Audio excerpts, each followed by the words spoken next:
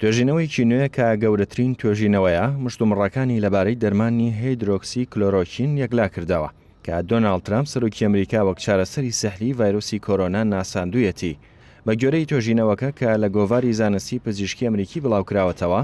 ئەو دەرمانە کە بۆ چارەسەری مەلاریا بەکاردەهێنرێت کاران نییە بۆ چارەسەری کۆرۆنا. توێژینەوەیەکی تر کە ڕۆژی پێنجشەمەی ڕابردوو لە گۆڤاری نیو ئینگڵاندی پزیشکی بڵاوکراوەتەوە ئەوەی دەرخستووە کە ئەو دەرمانە بەرەنگاری ڤایرۆسەکە نابێتەوە. پێش بڵاوکردنەوەی ئەو راپۆرتە دامەزراوەی خۆراک و دەرمانی ئەمریکا و پەیمانگای نیشتیمانی تەندروستی هۆشداریاندا لەبارەی بەکارهێنانی ئەو چارەسەرە بۆ نەخۆشانی کۆرۆنا. توێژەرەوان لە دوایین توێژینەوەدا کە لە زانکۆی ئەلبانی لە ویلایەتی نیویۆرک ئەنجامیان داوە پشکنینیان بۆ 1438 توشبووی کۆرۆنا کردووە کە لە 25 نەخۆشخانەی نیویۆرک داخل کراون.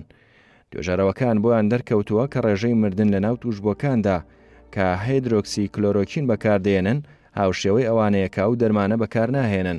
لەگەڵ ئەوەشدا دەرکەوتووە کاوانەیە و پێکاتە دەرمانیە بەکاردێنن ئەگەری ڕوودانی جەڵتەی دڵ تێیاندا زیادی کردووە.